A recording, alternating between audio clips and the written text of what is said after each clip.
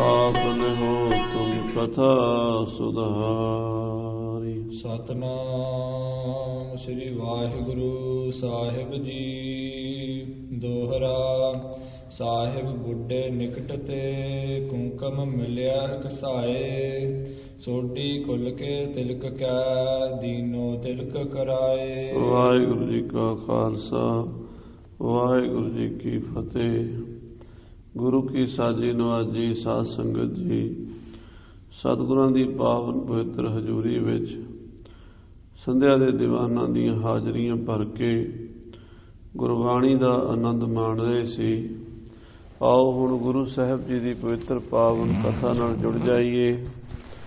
ਧੰਨ ਗੁਰੂ ਅਰਜਨ ਦੇਵ ਜੀ ਮਹਾਰਾਜ ਨੂੰ ਲਾਹੌਰ ਤੋਂ ਐਦੀ ਨੇ ਬੁਲਾਉਣ ਵਾਸਤੇ ਆ ਕੇ ਬੇਨਤੀ ਕੀਤੀ ਤੇ ਸਤਿਗੁਰੂ ਪਾਤਸ਼ਾਹ ਜੀ ਲਾਹੌਰ ਜਾਣ ਦੀ ਤਿਆਰੀਆਂ ਕਰਨ ਲੱਗੇ।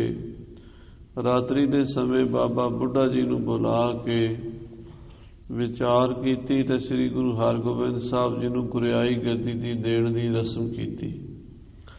ਬਾਬਾ ਬੁੱਢਾ ਜੀ ਨੂੰ ਹੁਕਮ ਮੰਨਣਾ ਪਿਆ। ਉਹਨਾਂ ਨੇ ਕੇਸਰ ਤੇ ਚੰਦਨ ਘੋਲ ਕੇ ਸ੍ਰੀ ਗੁਰੂ ਹਰਗੋਬਿੰਦ ਸਾਹਿਬ ਦੇ ਮੱਥੇ ਤੇ ਤਿਲਕ ਲਾਇਆ। ਗੁਰੂ ਅਰਜਨ ਦੇਵ ਜੀ 5 ਪੈਸੇ ਨਾਰੀਅਲ ਗੁਰੂ ਹਰਗੋਬਿੰਦ ਸਾਹਿਬ ਦੇ ਅੱਗੇ ਰੱਖ ਕੇ ਮੱਥਾ ਟੇਕਿਆ। ਸੋ ਉਹ ਜਿਹੜੀ ਕਥਾ ਹੈ ਉਹ ਲਗਾਤਾਰ ਆਪ ਜੀ ਗੁਰੂ ਚਰਨਾਂ 'ਚ ਬੈਠ ਕੇ ਸਰਵਣ ਕਰਦੇ ਹੋ।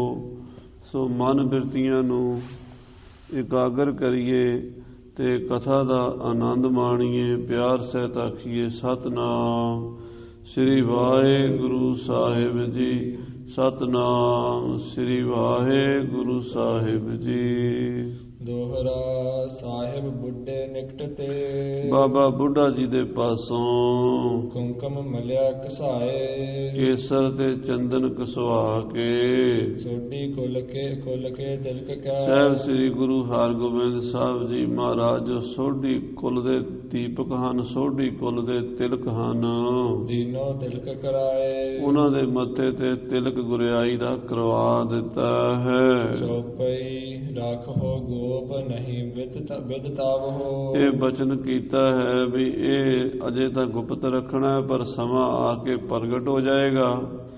ਇਹ ਗੁਰਿਆਈ ਗੱਦੀ ਜਿਹੜੀ ਹੈ ਸ੍ਰੀ ਗੁਰੂ ਹਰਗੋਬਿੰਦ ਸਾਹਿਬ ਜੀ ਨੂੰ ਮਿਲੇਗੀ। ਸਭ ਸੰਗਤ ਕੋ ਸੀਖ ਸਿਖਾਵੋ। ਸਾਰੀ ਸੰਗਤ ਨੂੰ ਸਿਖਾਉਣਾ ਸਮਝਾਉਣਾ। ਬਾਬਾ ਬੁੱਢਾ ਜੀ ਤੁਸੀਂ ਕਿ ਸਾਡੇ ਤੋਂ ਬਾਅਦ ਸਾਡਾ ਰੂਪ ਸ੍ਰੀ ਗੁਰੂ ਹਰਗੋਬਿੰਦ ਸਾਹਿਬ ਨੂੰ ਸਮਝੋ। ਮਾਨਸ ਰੂਪ ਸ੍ਰੀ ਹਰਗੋਬਿੰਦ। ਅੱਜ ਤੋਂ ਬਾਅਦ ਸਾਡਾ ਰੂਪ 6ਵੇਂ ਪਾਤਸ਼ਾਹ ਗੁਰੂ ਹਰਗੋਬਿੰਦ ਸਾਹਿਬ ਜੀ ਹੋਣਗੇ। ਜੋ ਜਨ ਹੈ ਸੋ ਲਹਿ ਆਨੰਦ। ਜਿਹੜਾ ਸਾਨੂੰ ਅਤੇ ਗੁਰੂ ਹਰਗੋਬਿੰਦ ਸਾਹਿਬ ਨੂੰ ਇੱਕ ਰੂਪ ਜਾਣੇਗਾ ਉਹਨੂੰ ਸਿੱਖੀ ਦੀ ਪ੍ਰਾਪਤੀ ਹੋਵੇਗੀ। ਉਹ ਆਨੰਦ ਮਾਣੇਗਾ, ਉਹਨੂੰ ਲੋਕ ਪਰਲੋਕ ਦੀਆਂ ਖੁਸ਼ੀਆਂ ਮਿਲਣਗੀਆਂ। ਜਿਹੜਾ ਸਾਡਾ ਬਚਨ ਮੰਨੇਗਾ। ਹਮ ਪੀਛੇ ਦੀਜ ਹੈ ਦਸਤਾਰ। ਸਾਡੇ ਤੋਂ ਬਾਅਦ ਗੁਰਿਆਈ ਗੱਦੀ ਦੀ ਦਸਤਾਰ ਜਿਹੜੀ ਹੈ ਉਹ ਸ੍ਰੀ ਗੁਰੂ ਹਰਗੋਬਿੰਦ ਸਾਹਿਬ ਨੂੰ ਦੇਣੀ ਹੈ। ਸਭ ਬਿਦ ਕਰੋ ਮੰਗਲਾਚਾਰ। ਔਰ ਹਰ ਤਰ੍ਹਾਂ ਦਾ ਮੰਗਲਚਾਰ ਕਰਨਾ ਹੈ, ਖੁਸ਼ੀ ਮਨਾਣੀ ਹੈ। ਸਾਡੇ ਵਾਸਤੇ ਸੋਗ ਨਹੀਂ ਕਰਨਾ। ਹਾਂਜੀ। ਸਰਬ ਮਸੰਦ ਸੰਗਤਾ ਸਾਰੀ। ਸਾਰੇ ਮਸੰਦ ਸਾਰੀਆਂ ਸੰਗਤਾਂ ਨੂੰ ਸਾਡਾ ਇਹ ਹੁਕਮ ਹੈ ਕਿ ਸਾਡੀ ਥਾਂ ਤੇ ਸ੍ਰੀ ਗੁਰੂ ਹਰਗੋਬਿੰਦ ਸਾਹਿਬ ਨੂੰ ਗੁਰੂ ਜਾਣਨਾ ਹੈ। ਲਿਖੋ ਹੁਕਮ ਸਭ ਲਿਹੋ ਹਕਾਰੀ। ਹੁਕਮਨਾਮੇ ਭੇਜ ਕੇ ਸਭ ਸੰਗਤ ਨੂੰ ਬੁਲਾ ਲੈਣਾ ਅਤੇ ਸਾਡੇ ਦੁਸਹਿਰੇ ਤੇ ਸਾਰੀ ਸੰਗਤ ਦੇ ਵਿਚਕਾਰ ਸ੍ਰੀ ਹਰਗੋਬਿੰਦ ਜੀ ਦੇ ਸੀਸ ਤੇ ਦਸਤਾਰ ਸਜਾ ਦੇਣੀ। ਚੌਹਾਂ ਦਿਸ਼ ਕੋ ਹੋਏ ਮੇਲ ਵਿਸਾਲਾ। ਸਭ ਪਾਸਿਓਂ ਸੰਗਤਾਂ ਦਾ ਜੋੜ ਮੇਲ ਕਰਨਾ ਹੈ। ਸਾਰੀ ਸੰਗਤ ਨੂੰ ਬੁਲਾਣਾ ਹੈ। ਜਿੰਨੇ ਵੀ ਗੁਰੂ ਨਾਨਕ ਦੇ ਘਰ ਦੇ ਪ੍ਰੇਮੀ ਹਨ, ਬ੍ਰਹਮ ਗਿਆਨੀ ਮਹਾਂਪੁਰਸ਼ ਸਾਧੂ ਸੰਤ, ਗੁਰੂ ਘਰ ਦੇ ਮਸੰਦ ਮੁਖੀਏ ਬ੍ਰਹਮ ਗਿਆਨੀ ਸਾਧੂ ਹਨ, ਉਹਨਾਂ ਸਾਰਿਆਂ ਦਾ ਜੋੜ ਮੇਲਾ ਕਰਨਾ ਹੈ। ਸਾਰੀ ਸੰਗਤ ਦਾ ਜੋੜ ਮੇਲ ਕਰਨਾ ਹੈ। ਤਖਤ ਬਿਠਾਵੋ ਤੁਮ ਤਿਸ ਕਾਲਾ। ਜਦੋਂ ਸਾਰੀ ਸੰਗਤ ਇਕੱਠੀ ਹੋ ਜਾਵੇ, ਹੇ ਬਾਬਾ ਬੁੱਢਾ ਜੀ ਤੁਸੀਂ ਸ੍ਰੀ ਹਰਗੋਬਿੰਦ ਜੀ ਨੂੰ ਸੰਗਤ ਦੇ ਵਿੱਚ ਤਖਤ ਤੇ ਬਿਠਾਣਾ ਹੈ, ਗੁਰਿਆਈ ਗੱਦੀ ਤੇ ਸੁਭਾਇਮਾਨ ਕਰਨਾ ਹੈ। ਨਿਜ ਸਹਾਇਤਾ ਚਾਹੇ ਨਾ ਧਰਾਂ। ਹਾਂ, ਇਹ ਸ੍ਰੀ ਹਰਗੋਬਿੰਦ ਸਾਹਿਬ ਜੀ ਕਿਸੇ ਦੀ ਮਦਦ ਦੇ ਚਾਹਵਾਨ ਨਹੀਂ। ਇਹਨਾਂ ਨੂੰ ਕਿਸੇ ਦੁਨਿਆਵੀ ਰਾਜੇ ਮਹਾਰਾਜੇ ਦੀ, ਕਿਸੇ ਨਵਾਬ ਅਫਸਰ ਦੀ, ਕਿਸੇ ਦੀ ਸਹਾਇਤਾ ਨਹੀਂ ਚਾਹੀਦੀ, ਕਿਉਂਕਿ ਇਹਨਾਂ ਦੀ ਸਹਾਇਤਾ ਖੁਦ ਅਕਾਲ ਪੁਰਖ ਪਰਮੇਸ਼ਰ ਜੀ ਕਰਨਗੇ। ਅਰਪਨ ਕੀ ਸਹਾਇ ਇਹ ਕਰੈ। ਬਲਕਿ ਇਹ ਦੂਜਿਆਂ ਦੀ ਸਹਾਇਤਾ ਕਰਨਗੇ। ਇਹਨਾਂ ਦੀ ਸਹਾਇਤਾ ਅਕਾਲ ਪੁਰਖ ਕਰਦਾ ਹੈ, ਇਹ ਸਾਰਿਆਂ ਦੀ ਸਹਾਇਤਾ ਕਰਦੇ ਹਨ।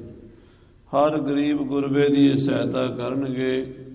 ਸਾਧ ਸੰਗਤ ਜੀ, 52 ਰਾਜਿਆਂ ਨੂੰ ਮਹਾਰਾਜ ਨੇ ਗਵਾਲੀਅਰ ਦੇ ਕਿਲੇ 'ਚੋਂ ਛੁਡਾਇਆ ਸੀ।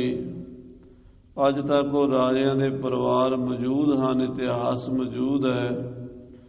ਗੁਰੂ ਹਰਗੋਬਿੰਦ ਸਾਹਿਬ ਦੀ ਬੜੀ ਵੱਡੀ ਵਡਿਆਈ, ਬੰਦੀ ਛੋੜ ਦਾਤੇ, ਜਿਨ੍ਹਾਂ ਨੇ ਰਾਜਿਆਂ ਮਹਾਰਾਜਿਆਂ ਦੀ ਸਹਾਇਤਾ ਕੀਤੀ, ਗਰੀਬ ਗੁਰਬੇ ਦੀ ਸਹਾਇਤਾ ਕੀਤੀ, ਹਰ ਇੱਕ ਦੀ ਸਹਾਇਤਾ ਕੀਤੀ। ਉਹਨਾਂ ਨੂੰ ਹੋਰ ਕਿਸੇ ਦੀ ਸਹਾਇਤਾ ਦੀ ਲੋੜ ਨਹੀਂ, ਕਿਉਂਕਿ ਉਹਨਾਂ ਦੀ ਸਹਾਇਤਾ ਪਰਮੇਸ਼ਰ ਆਪ ਕਰਦਾ ਹੈ। ਹਾਂਜੀ, ਇਹ ਕਹਿ ਪਰਮ ਪ੍ਰੇਮ ਕੋ ਕਰਮਨ। ਇਸ ਤਰ੍ਹਾਂ ਗੁਰੂ ਅਰਜਨ ਦੇਵ ਜੀ ਨੇ ਬਹੁਤ ਪਿਆਰ ਕਰਕੇ ਸ੍ਰੀ ਗੁਰੂ ਹਰਗੋਬਿੰਦ ਸਾਹਿਬ ਦੇ ਸੀਸ ਤੇ ਹੱਥ ਰੱਖਿਆ, ਉਹਨਾਂ ਨੂੰ ਆਪਣੀ ਗੋਦੀ 'ਚ ਲੈ ਕੇ ਪਿਆਰ ਦਿੱਤਾ। ਸਿੱਖਿਆ ਦੇਤ ਭਏ ਸ੍ਰੀ ਅਰਜਨ। ਆਪਣੇ ਪੁੱਤਰ ਸ੍ਰੀ ਗੁਰੂ ਹਰਗੋਬਿੰਦ ਸਾਹਿਬ ਜੀ ਨੂੰ ਆਪਣੇ ਕੋਲ ਬਿਠਾ ਕੇ ਪੰਜਵੇਂ ਪਾਤਸ਼ਾਹ ਇਉਂ ਸਿੱਖਿਆ ਦਿੰਦੇ ਹਨ। ਅਹੰ ਬ੍ਰਹਮ ਇਹ ਬ੍ਰਿਤ ਪੁਰ ਧਰਨੀ। ਮਹਾਰਾਜ ਪੰਜਵੇਂ ਪਾਤਸ਼ਾਹ ਕਹਿੰਦੇ, ਹੇ ਪੁੱਤਰ ਜੀ, ਤੁਸੀਂ ਹੁਣ ਗੁਰੂ ਨਾਨਕ ਦੀ ਗੱਦੀ ਤੇ ਬੈਠ ਗਏ ਹੋ। ਤੁਹਾਡੇ ਅੰਦਰ ਗੁਰੂ ਨਾਨਕ ਦੀ ਜੋਤ ਦਾ ਪ੍ਰਕਾਸ਼ ਹੋਇਆ ਹੈ। ਅੱਜ ਤੋਂ ਬਾਅਦ ਆਪਣੇ ਆਪ ਨੂੰ ਪਰਮੇਸ਼ਰ ਰੂਪ, ਬ੍ਰਹਮ ਰੂਪ ਕਰਕੇ ਜਾਣਨਾ ਹੈ, ਸਰੀਰ ਕਰਕੇ ਨਹੀਂ, ਜੋਤ ਕਰਕੇ। ਅਹੰ ਬ੍ਰਹਮ, ਮੈਂ ਬ੍ਰਹਮ ਹਾਂ, ਮੈਂ ਪਰਮੇਸ਼ਰ ਦੀ ਜੋਤ ਹਾਂ, ਅੰਸ਼ ਹਾਂ। ਕਹੋ ਕਬੀਰ, ਇਹ ਰਾਮ ਕੀ ਅੰਸ਼, ਜਸ ਕਾਗਦ ਪਰ ਮਿਟੈ ਨ ਮੰਸ। ਅਕਾਲ ਪੁਰਖ ਦੀ ਜੋਤ ਨਾਲ ਇੱਕਮਿਕ ਆਪਣੇ ਆਪ ਨੂੰ ਜਾਣਨਾ ਹੈ। ਵਹਿਰ ਕਿਰਿਆ ਭਗਤਨ ਕੀ ਕਰਨੀ। ਪਰ ਮੂੰਹ ਤੋਂ ਨਹੀਂ ਕਹਿਣਾ ਕਿ ਮੈਂ ਪਰਮੇਸ਼ਰ ਹਾਂ, ਮੂੰਹ ਤੋਂ ਕਹਿਣਾ ਮੈਂ ਦਾਸ ਹਾਂ। ਅੰਤਰਾਤਮੇ ਜੋਤ ਵਾਹਿਗੁਰੂ ਦੀ ਸਮਝਣੀ, ਆਪਣੇ ਆਪ ਨੂੰ ਪਰਮੇਸ਼ਰ ਦੀ ਜੋਤ ਨਾਲ ਅਭੇਦ ਸਮਝਣਾ ਹੈ। ਪਰ ਮੁਖ ਤੋਂ ਕਹਿਣਾ ਹੈ, ਤੁਮ ਮਾਤ ਪਿਤਾ ਹਮ ਬਾਰਕ ਤੇਰੇ, ਤੁਮਰੀ ਕਿਰਪਾ ਮਹਿ ਸੁਖ ਕਨੇਰੇ। ਹੇ ਵਾਹਿਗੁਰੂ, ਤੂੰ ਸਾਡਾ ਮਾਂ ਪਿਓ ਹੈ, ਅਸੀਂ ਤੇਰੇ ਬੱਚੇ ਹਾਂ। ਹੇ ਵਾਹਿਗੁਰੂ, ਤੂੰ ਸਾਡਾ ਮਾਲਕ ਹੈ, ਅਸੀਂ ਤੇਰੇ ਦਾਸ ਹਾਂ। ਇਹ ਭਗਤੀ ਦੇ ਬਚਨ, ਸ਼ਰਧਾ ਦੇ ਬਚਨ, ਪਿਆਰ ਦੇ ਬਚਨ ਮੂੰਹ ਤੋਂ ਬੋਲਣੇ ਨੇ, ਨਿਮਾਣੇ ਹੋ ਕੇ ਰਹਿਣਾ ਹੈ। ਅੰਦਰੋਂ ਬਿਰਤੀ ਆਪਣੇ ਆਪ ਨੂੰ ਬ੍ਰਹਮ ਰੂਪੀ ਜਾਣਨਾ। ਕਬੀਰ ਜਾਂ ਕੋ ਖੋਜਤੇ ਪਾਇਓ ਸੋਈ ਠੋਰ, ਸੋਈ ਫਿਰ ਕਹਿ ਤੂੰ ਭਇਆ, ਜਾਂ ਕੋ ਕਹਿਤਾ ਔਰ। ਜਿਹਨੂੰ ਹੋਰ ਸਮਝਦੇ ਉਹ ਹੋਰ ਹੈ ਨਹੀਂ, ਉਹ ਤੇ ਆਪਣੀ ਆਤਮਾ ਹੀ ਹੈ। ਜਿਸ ਨੂੰ ਪਰਮਾਤਮਾ ਨੂੰ ਦੂਰ ਸਮਝਦੇ ਹੈ, ਉਹ ਤਾਂ ਆਪਣੇ ਅੰਦਰ ਬੈਠਾ ਹੋਇਆ ਹੈ। ਆਪਣੇ ਆਪ ਨੂੰ ਪਛਾਣ ਲਓ, ਪਰਮਾਤਮਾ ਦੇ ਦਰਸ਼ਨ ਹੋਣਗੇ। ਜਿਹੜਾ ਆਪਣੀ ਆਤਮਾ ਨੂੰ ਨਹੀਂ ਵੇਖ ਸਕਦਾ, ਉਹਨੂੰ ਕਦੀ ਵੀ ਪਰਮਾਤਮਾ ਦੇ ਦਰਸ਼ਨ ਨਹੀਂ ਹੋ ਸਕਦੇ। ਇੱਕ ਅੱਖ ਦੇ ਫਰਕਣ ਦੇ ਵਿੱਚ ਪਰਮਾਤਮਾ ਦੇ ਦਰਸ਼ਨ ਹੋ ਸਕਦੇ ਹੈ। ਇੱਕ ਸੈਕਿੰਡ ਤੋਂ ਪਹਿਲਾਂ ਦਰਸ਼ਨ ਹੋ ਸਕਦੇ ਹੈ। ਜਿੰਨੇ ਚਿਰ ਵਿੱਚ ਅੱਖ ਝਮਕਦੀ ਹੈ, ਉਸ ਤੋਂ ਵੀ ਪਹਿਲਾਂ ਦਰਸ਼ਨ ਹੋ ਸਕਦੇ ਹੈ। ਵਾਹਿਗੁਰੂ ਸਾਡੀ ਆਤਮਾ ਦੇ ਵਿੱਚ ਬੈਠਾ ਆਤਮ ਰੂਪ ਹੈ। ਆਤਮ ਚੀਨ ਰਜੋ ਪਰਮਾਤਮਾ। ਆਤਮਾ ਨੂੰ ਦੇਖ ਕੇ ਪਰਮਾਤਮਾ ਦੇ ਦਰਸ਼ਨ ਹੁੰਦੇ। ਮਹਾਰਾਜ ਕਹਿੰਦੇ, ਜਿਹੜਾ ਆਪਣੇ ਆਪ ਨੂੰ ਪਰਮੇਸ਼ਰ ਰੂਪ ਜਾਣ ਕੇ ਜਾਣੇ, ਜੋਤ ਨੂੰ ਪਰਮਾਤਮਾ ਨਾਲ ਅਭੇਦ ਜਾਣੇ, ਪਰ ਮੂੰਹ ਤੋਂ ਆਖੇ ਮੈਂ ਦਾਸ ਹਾਂ, ਮੈਂ ਸੇਵਕ ਹਾਂ। ਅੱਜ ਕੱਲ੍ਹ ਸਾਧ ਸੰਗਤ ਜੀ, ਆਤਮ ਗਿਆਨ ਤਾਂ ਹੁੰਦਾ ਨਹੀਂ। ਮੇਰੇ ਵਰਗੇ ਉਂਝ ਹੀ ਕਹਿਣ ਲੱਗ ਜਾਂਦੇ ਆ, ਮੈਂ ਪਰਮਾਤਮਾ ਹੀ ਹਾਂ, ਮੈਂ ਬ੍ਰਹਮ ਹਾਂ, ਮੈਂ ਹੀ ਰੱਬ ਹਾਂ। ਤੇ ਆਪਣੇ ਆਪ ਨੂੰ ਮੱਥਾ ਟਿਕਾਣ ਨਾਲ ਸ਼ੁਰੂ ਕਰਤਾ, ਗੁਰੂ ਬਣ ਗਏ। ਉਹ ਆਪਣੇ ਆਪ ਨੂੰ ਸਰੀਰ ਤੋਂ ਬਾਹਰ ਕੱਢ ਨਹੀਂ ਸਕੇ, ਸਰੀਰ ਹੀ ਸਮਝਦੇ ਆ ਤੇ ਕਹਿੰਦੇ ਸੀ ਬ੍ਰਹਮ। ਨਹੀਂ, ਸਰੀਰ ਬ੍ਰਹਮ ਨਹੀਂ, ਸਰੀਰ ਤਾਂ ਮਿੱਟੀ ਹੈ। ਸਰੀਰ ਤਾਂ ਕਿੰਨੇ ਹੀ ਆਏ, ਕਿੰਨੇ ਗਏ।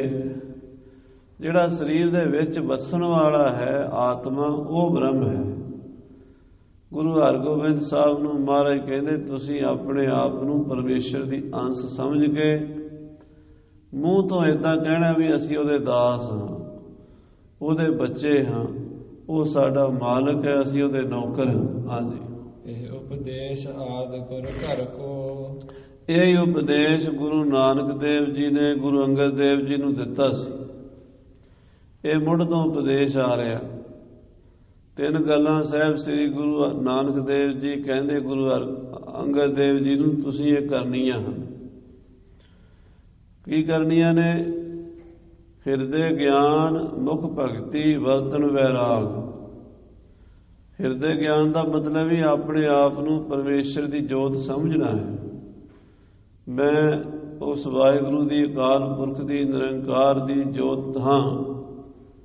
ਪਰ ਮੂੰਹ ਤੋਂ ਭਗਤੀ ਦੇ ਬਚਨ ਕਹਿਣੇ, ਮੈਂ ਉਹਦਾ ਦਾਸ ਹਾਂ। ਸਰੀਰ ਕਰਕੇ ਨਹੀਂ ਨਾ ਮੈਂ ਕਹਿਣਾ। ਲੋਕ ਸਰੀਰ ਕਰਕੇ ਮੈਂ ਕਹਿੰਦੇ ਆ। ਸਰੀਰ ਤਾਂ ਮੇਰਾ ਕਿਰਾਏ ਦਾ ਘਰ ਹੈ, ਇਹ ਤਾਂ ਮੈਂ ਛੱਡ ਦੇਣਾ, ਇਹ ਤਾਂ ਮੇਰਾ ਟਿਕਾਣਾ ਪੱਕਾ ਨਹੀਂ। ਮੈਂ ਤਾਂ ਜੋਤ ਹਾਂ ਤੇ ਸਰੀਰ ਦੇ ਵਿੱਚ ਮੈਂ ਥੋੜੇ ਸਮੇਂ ਲਈ ਆਇਆ ਹੋਇਆ। ਇਹ ਜਾਣਨਾ ਹੈ, ਕਹਿਣਾ ਨਹੀਂ। ਇਹ ਹੁਣ ਸਾਨੂੰ ਕਥਾ 'ਚ ਕਹਿਣਾ ਪੈਂਦਾ, ਦੱਸਣਾ ਪੈਂਦਾ, ਪਰ ਸਾਰਿਆਂ ਨੂੰ ਇਹ ਹਜਮ ਵੀ ਨਹੀਂ ਹੁੰਦਾ। ਸਾਰਿਆਂ ਨੂੰ ਇਹ ਗੱਲ ਨਹੀਂ ਸਮਝ ਆਉਂਦੀ ਇਹ ਕਿੱਥੇ ਬੋਲੀ ਜਾ ਰਹੀ ਗੱਲ। ਇਹ ਬ੍ਰਹਮ ਗਿਆਨੀ ਦੀ ਅਵਸਥਾ ਹੈ। ਗੁਰੂ ਨਾਨਕ ਦੇਵ ਜੀ ਮਹਾਰਾਜ ਨੇ ਇਹ ਗੁਰੂ ਅੰਗਦ ਦੇਵ ਜੀ ਨੂੰ ਕਿਹਾ ਸੀ, ਪੁਰਖਾ ਆਪਣੇ ਮਨ ਵਿੱਚ, ਹਿਰਦੇ 'ਚ ਗਿਆਨ ਬ੍ਰਹਮ ਦਾ ਰੱਖਣਾ ਹੈ। ਮੁਖ ਤੋਂ ਭਗਤੀ ਦੇ ਬਚਨ ਬੋਲਣੇ ਨੇ, ਦਾਸ ਨਿਮਾਣਾ ਬਣ ਕੇ ਰਹਿਣਾ ਹੈ। ਤੀਜੀ ਗੱਲ ਕਹੀ ਸੀ ਵਰਤਨ ਵੈਰਾਗ। ਦੁਨੀਆ ਦੇ ਵਿੱਚ ਕਿਸੇ ਚੀਜ਼ ਨਾਲ ਮੋਹ ਨਹੀਂ ਪਾਉਣਾ। ਇਉਂ ਸਮਝਣਾ ਵੀ ਇਹ ਦੁਨੀਆ ਦੇ ਅਸੀਂ ਪ੍ਰਾਹੁਣੇ ਆਏ ਹਾਂ ਤੇ ਜਿੰਨਾ ਚਿਰ ਮਹਾਰਾਜ ਨੇ ਸਾਨੂੰ ਇੱਥੇ ਰੱਖਣਾ, ਰਹਿਣਾ, ਜਦੋਂ ਬੁਲਾਣਾ ਚਲੇ ਜਾਣਾ। ਇਹ ਤੇ ਐਵੇਂ ਝੂਠਾ ਹੀ ਹੈ। ਦੁਨੀਆ ਵਿੱਚ ਪ੍ਰਾਹੁਣਾ, ਜਗ ਮਹਿਮਾਨ ਆਏ ਮਹਿਮਾਨ ਹੀ। ਭਾਈ ਗੁਰਦਾਸ ਜੀ ਨੇ ਬਹੁਤ ਵਾਰੀ ਲਿਖਿਆ, ਮਹਿਮਾਨ ਮੈਨੇ ਗੈਸਟ। ਰਿਸ਼ਤੇਦਾਰ ਆਉਂਦੇ, ਗੈਸਟ ਆਉਂਦੇ, ਇੱਕ ਰਾਤ, ਦੋ ਰਾਤ, ਚਾਰ ਰਾਤਾਂ ਰਹਿ ਕੇ ਚਲੇ ਜਾਂਦੇ। ਇਸ ਦੁਨੀਆ ਦੇ ਅਸੀਂ 4 ਦਿਨ ਦੇ ਪ੍ਰਾਹੁਣੇ ਆ, ਆਏ ਤੇ ਗਏ। ਏਦਾਂ ਸਮਝਣਾ ਵੀ ਮੇਰਾ ਇੱਥੇ ਕੁਛ ਨਹੀਂ ਗਾ। ਹਾਂਜੀ, ਲਿਹੋ ਆਪ ਨਿਤ ਸ਼ਰਧਾ ਧਰ ਕੋ। ਗੁਰੂ ਹਰਗੋਬਿੰਦ ਸਾਹਿਬ ਜੀ ਨੂੰ ਮਹਾਰਾਜ ਸਾਹਿਬ ਗੁਰੂ ਅਰਜਨ ਦੇਵ ਜੀ ਉਹੀ ਉਪਦੇਸ਼ ਦੇ ਰਹੇ ਨੇ ਜਿਹੜਾ ਪਿੱਛੋਂ ਚੱਲਿਆ ਆ ਰਿਹਾ। ਗੁਰੂ ਨਾਨਕ ਦੇਵ ਜੀ ਨੇ ਗੁਰੂ ਅੰਗਦ ਦੇਵ ਜੀ ਨੂੰ ਦਿੱਤਾ ਸੀ। ਗੁਰੂ ਅੰਗਦ ਦੇਵ ਜੀ ਨੇ ਗੁਰੂ ਅਮਰਦਾਸ ਜੀ ਨੂੰ ਉਪਦੇਸ਼ ਦਿੱਤਾ ਸੀ। ਗੁਰੂ ਅਮਰਦਾਸ ਜੀ ਨੇ ਗੁਰੂ ਰਾਮਦਾਸ ਜੀ ਨੂੰ ਦਿੱਤਾ ਸੀ ਤੇ ਗੁਰੂ ਰਾਮਦਾਸ ਜੀ ਨੇ ਗੁਰੂ ਅਰਜਨ ਦੇਵ ਜੀ ਨੂੰ ਦਿੱਤਾ ਸੀ। ਅੱਜ ਉਹੀ ਉਪਦੇਸ਼ ਗੁਰੂ ਅਰਜਨ ਦੇਵ ਜੀ ਮਹਾਰਾਜ 6ਵੇਂ ਪਾਤਸ਼ਾਹ ਮੀਰੀ ਪੀਰੀ ਦੇ ਮਾਲਕ ਨੂੰ ਦਿੱਤਾ ਹੈ ਕਿ ਪੁੱਤਰ ਜੀ ਆਪਣੀ ਜੋਤ ਨੂੰ ਪਛਾਣਨਾ, ਹਰ ਵੇਲੇ ਆਪਣਾ ਧਿਆਨ ਆਤਮਾ ਤੇ ਰੱਖਣਾ ਹੈ। ਇਹ ਅਕਾਲ ਪੁਰਖ ਦੀ ਜੋਤ ਹੈ, ਮਨ ਤੋਂ ਜੋਤ ਸਰੂਪ ਹੈ, ਆਪਣਾ ਮੂਲ ਪਛਾਣ। ਹਰ ਵੇਲੇ ਇਹਦਾ ਚਿੰਤਨ ਕਰਨਾ। ਇਹ ਜੋਤ ਹੈ, ਇਹ ਦਰਬਾਰ ਲੱਗਾ ਵਾਹਿਗੁਰੂ ਦਾ ਸਾਡੇ ਅੰਦਰ। ਜੈ ਝਿਲਮਿਲ ਕਾਰ ਦਸੰਤਾ ਤੈ ਅਨਹਦ ਸ਼ਬਦ ਵਜੰਤਾ, ਜੋਤੀ ਜੋਤ ਸਮਾਨੀ ਮੈਂ ਗੁਰ ਪ੍ਰਸਾਦੀ ਜਾਨੀ। ਰਤਨ ਕਮਲ ਕੋਠਰੀ ਚਮਕਾਰ ਬੀਜ ਰਤਹੀ, ਨੇਰਾ ਨਾਹੀ ਦੂਰ ਨਿਜ ਆਤਮੈ ਰਿਹਾ ਭਰਪੂਰ। ਇਹ ਦੂਰ ਨਹੀਂ ਹੈ, ਆਤਮਾ 'ਚ ਬੈਠਾ ਹੋਇਆ। ਬਸ ਉੱਥੇ ਦਰਸ਼ਨ ਕਰੀ ਜਾਣੇ ਨੇ ਹਰ ਵੇਲੇ। ਪਰ ਮੂੰਹ ਤੋਂ ਕਹਿਣਾ ਅਸੀਂ ਤੇਰੇ ਦਾਸ ਹਾਂ, ਅਸੀਂ ਤੇਰੇ ਸੇਵਕ ਹਾਂ, ਤੂੰ ਸਾਡਾ ਮਾਲਕ ਹੈ, ਅਸੀਂ ਤੇਰੇ ਸੇਵਕ ਹਾਂ। ਇਹ ਭਗਤੀ ਕਰਨੀ ਹੈ। ਹੰਕਾਰ ਨਹੀਂ ਕਰਨਾ ਕਿ ਮੈਂ ਬ੍ਰਹਮ ਹਾਂ ਤੇ ਬਸ ਮੈਂ ਕਿਸੇ ਨੂੰ ਮੰਨਦਾ ਹੀ ਨਹੀਂ। ਮੈਂ ਸਾਰਿਆਂ ਤੋਂ ਨੀਵਾਂ, ਕਬੀਰ ਸਭ ਤੇ ਹਮ ਬੁਰੇ।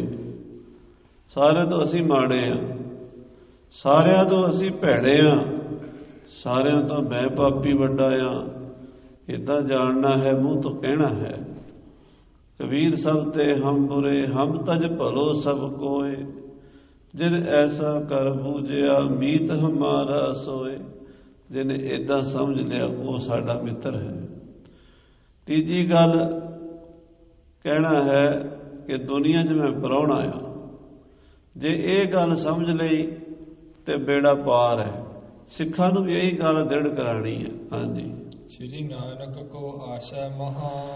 ਗੁਰੂ ਨਾਨਕ ਦੇਵ ਜੀ ਦਾ ਡੂੰਘਾ ਗੂੜ ਆਸ਼ਾ ਸੀ, ਜਿਹੜਾ ਲੋਕਾਂ ਨੂੰ ਸਮਝ ਨਹੀਂ ਆਉਂਦਾ। ਬੜੀ ਡੂੰਘੀ ਫਿਲਾਸਫੀ ਹੈ ਉਹਨਾਂ ਦੀ, ਬੜਾ ਮਹਾਨ ਦਰਸ਼ਨ ਹੈ ਉਹਨਾਂ ਦਾ। ਸੰਸਾਰ ਦੀਆਂ ਸਾਰੀਆਂ ਫਿਲਾਸਫੀਆਂ ਪੜ੍ਹੋ, ਸਾਰੇ ਦਰਸ਼ਨ ਪੜ੍ਹੋ, ਗੁਰੂ ਨਾਨਕ ਦੀ ਫਿਲਾਸਫੀ ਸਭ ਤੋਂ ਉੱਪਰ ਹੈ, ਬੜੀ ਉੱਚੀ ਹੈ, ਬੜੀ ਸਾਫ ਸਿੱਧੀ ਜੀ ਹੈ, ਪੱਧਰੀ ਜੀ ਹੈ। ਹਰ ਇੱਕ ਬੰਦੇ ਨੂੰ ਸਮਝ ਵੀ ਆ ਸਕਦੀ ਜੇ ਉਹ ਸਮਝਣਾ ਚਾਹੇਗਾ, ਕਿਉਂਕਿ ਕੋਈ ਵੀ ਚੀਜ਼ ਓਨਾ ਚਿਰ ਸਮਝ ਨਹੀਂ ਆ ਸਕਦੀ ਜਿੰਨਾ ਚਿਰ ਕੋਈ ਬੰਦਾ ਸਮਝਣਾ ਹੀ ਨਾ ਚਾਹੇ।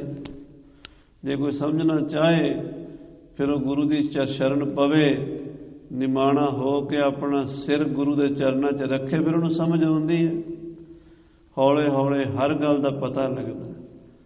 ਬੱਚੇ ਸਕੂਲ 'ਚ ਪੜ੍ਹਦੇ ਨੇ 10 ਸਾਲ 12 ਸਾਲ, ਫਿਰ ਕਾਲਜ ਵਿੱਚ 5-7 ਸਾਲ ਪੜ੍ਹਦੇ ਨੇ, ਯੂਨੀਵਰਸਿਟੀ 'ਚ ਪੜ੍ਹਦੇ ਨੇ, ਫਿਰ ਉਹ ਡਾਕਟਰ, ਇੰਜੀਨੀਅਰ, ਜੱਜ, ਵਕੀਲ, ਬਿਜ਼ਨਸਮੈਨ, ਹੋਰ ਬੜੇ ਬੜੇ ਵੱਡੇ ਅਹੁਦਿਆਂ 'ਤੇ ਚਲੇ ਜਾਂਦੇ ਨੇ, ਆਫੀਸਰ ਬਣ ਜਾਂਦੇ ਨੇ। ਜੇ ਕੋਈ ਮੇਰੇ ਵਰਗਾ ਸਕੂਲ ਜਾਵੇ ਹੀ ਨਾ, ਵੀ ਇੰਨੇ ਸਾਲ ਕੌਣ ਪੜ੍ਹੇਗਾ, ਛੱਡੋ ਪਰੇ, ਉਹ ਬੰਦਾ ਕੁਛ ਨਹੀਂ ਬਣ ਸਕਦਾ। ਇਹ ਜਿਹੜੀ ਗੁਰੂ ਘਰ ਦੀ ਪੜ੍ਹਾਈ ਹੈ ਕਈ ਜਨਮਾਂ 'ਚ ਆਉਂਦੀ ਹੈ। ਹੌਲੇ ਹੌਲੇ ਹੌਲੇ ਹੌਲੇ ਲੱਗੇ ਰਹੋ, ਲੱਗੇ ਰਹੋ, ਲੱਗੇ ਰਹੋ। ਇਹ ਕਈ ਜਨਮਾਂ ਦੀ ਖੇਡ ਹੈ। ਜਦੋਂ ਸਮਝ ਆ ਜਾਂਦੀ ਹੈ ਫਿਰ ਗੁਰੂ ਨਾਨਕ ਦੀ ਫਿਲਾਸਫੀ ਦਾ ਆਨੰਦ ਬੜਾ ਆਉਂਦਾ ਹੈ। ਬੜੀ ਉੱਚੀ ਖੇਡ ਹੈ। ਸ੍ਰੀ ਗੁਰੂ ਅਰਜਨ ਦੇਵ ਜੀ ਕਹਿੰਦੇ, ਹੇ ਪੁੱਤਰ ਹਰਗੋਬਿੰਦ ਜੀ, ਤੁਸੀਂ ਇਸ ਦਾ ਪ੍ਰਚਾਰ ਕਰਨਾ ਹੈ, ਜਿਹੜੀ ਗੁਰੂ ਨਾਨਕ ਦੀ ਸ੍ਰੇਸ਼ਟ ਮੱਤ ਹੈ। ਗੁਰ ਅੰਗਦ ਸੰਗ ਜੈਸੇ ਕਹਾ। ਜਿਵੇਂ ਗੁਰੂ ਮਹਾਰਾਜ ਗੁਰੂ ਨਾਨਕ ਦੇਵ ਜੀ ਨੇ ਗੁਰੂ ਅੰਗਦ ਦੇਵ ਜੀ ਨੂੰ ਕਿਹਾ ਸੀ, ਜਰ ਜਰਨ ਧੀਰਜ ਔਰ ਧਰਨੀ। ਉਹਨਾਂ ਨੇ ਇਹ ਵੀ ਕਿਹਾ ਸੀ ਕਿ ਹੇ ਪੁਰਖਾ, ਅਜਰ ਨੂੰ ਜਰਨਾ ਹੈ, ਧੀਰਜ ਰੱਖਣੀ ਹੈ। ਜਿਹੜੀ ਗੱਲ ਨਹੀਂ ਜਰੀ ਜਾ ਸਕਦੀ, ਜਿਹੜੀ ਗੱਲ ਨਹੀਂ ਬਰਦਾਸ਼ਤ ਹੋ ਸਕਦੀ, ਉਹਨੂੰ ਬਰਦਾਸ਼ਤ ਕਰਨਾ ਹੈ। ਮੰਨ ਲਓ ਗਰਮੀ ਨਹੀਂ ਜਰੀ ਜਾਂਦੀ, ਗਰਮੀ ਵੀ ਸਹਿ ਲੈਣੀ। ਸਰਦੀ ਨਹੀਂ ਸਹੀ ਜਾਂਦੀ, ਸਰਦੀ ਵੀ ਸਹਿ ਲੈਣੀ। ਭੁੱਖ ਨਹੀਂ ਸਹੀ ਜਾਂਦੀ, ਭੁੱਖ ਵੀ ਸਹਿ ਲੈਣੀ। ਨੀਂਦ ਨਹੀਂ ਸਹੀ ਜਾਂਦੀ, ਨੀਂਦ ਵੀ ਸਹਿ ਲੈਣੀ। ਇਹ ਤਾਂ ਹੈ ਸਰੀਰਕ ਤਪ। ਹੁਣ ਮਨ ਦਾ ਤਪ ਕੀ ਹੈ? ਮਨ ਦਾ ਤਪ ਹੈ, ਕਿਸੇ ਨੇ ਕੌੜਾ ਬੋਲਿਆ, ਕਿਸੇ ਨੇ ਗਾਲ ਕੱਢੀ, ਕਿਸੇ ਨੇ ਨਿੰਦਾ ਕੀਤੀ, ਕਿਸੇ ਨੇ ਕੋਈ ਸਰੀਰਕ ਤੌਰ ਤੇ ਸਾਨੂੰ ਸੱਟ ਮਾਰੀ, ਉਹਨੂੰ ਮਾਫ ਕਰ ਦੇਣਾ, ਧੀਰਜ ਰੱਖਣੀ, ਖਿਮਾ ਕਰਨੀ। ਇਹ ਉਸ ਤੋਂ ਵੀ ਵੱਡਾ ਤਪ ਹੈ। ਤਪ ਨਾ ਖਿਮਾ ਸਮਝਾਣ, ਖਿਮਾ ਵਰਗਾ ਕੋਈ ਤਪ ਨਹੀਂ।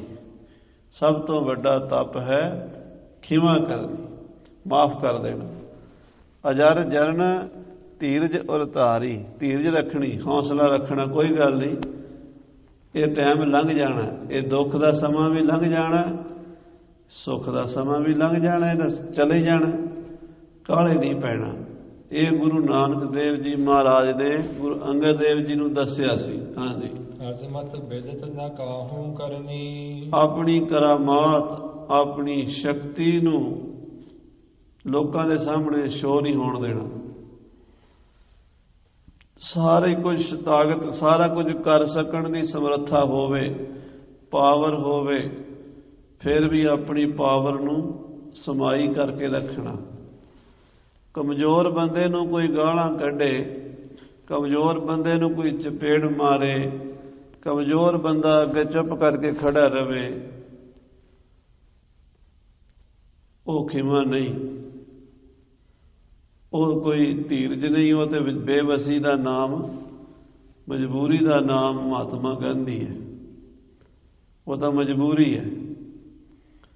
ਆਪਣੇ ਕੋਲ ਤਾਕਤ ਹੋਵੇ, ਆਪਣੇ ਕੋਲ ਸ਼ਕਤੀ ਹੋਵੇ, ਆਪਣੇ ਤੋਂ ਕਮਜ਼ੋਰ ਬੰਦਾ ਆ ਕੇ ਸਾਡੇ ਗਲ ਪੈ ਜਾਵੇ, ਸਾਡੀ ਦਾੜੀ ਨੂੰ, ਸਾਡੇ ਕਿਸੇ ਤਰ੍ਹਾਂ ਸਾਡੀ ਇੱਜ਼ਤ ਨੂੰ ਹੱਥ ਪਾਵੇ ਜਾਂ ਸਾਨੂੰ ਮਾੜਾ ਬੋਲੇ, ਤੇ ਉਹਨੂੰ ਅਸੀਂ ਮਾਫ ਕਰ ਦਈਏ, ਇਹਨੂੰ ਕਹਿੰਦੇ ਆ ਧੀਰਜ, ਇਹਨੂੰ ਕਹਿੰਦੇ ਆ ਖਿਮਾ ਕਰਨਾ।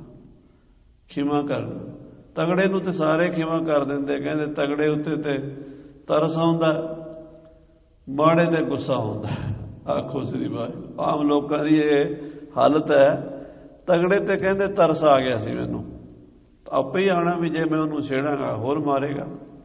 ਤਗੜੇ ਤੇ ਤਰਸ ਆਉਂਦਾ, ਮਾੜੇ ਤੇ ਗੁੱਸਾ ਆਉਂਦਾ, ਮਾੜੇ ਤੇ ਉਹਨੂੰ ਹੋਰ ਕੁੱਟਦੇ ਆ।